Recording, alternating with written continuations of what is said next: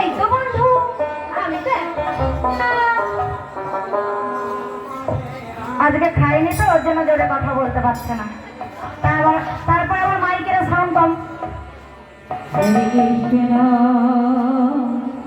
বলছি কি ও শ্রীমতী, তুমি এক্ষুনি আসলে? হ্যাঁ বন্ধু, আমি তো এক্ষুনি আসলাম। তুমি এক্ষুনি আসলে? আমি তো তোমার অনেক আগে এসে বসে আছি।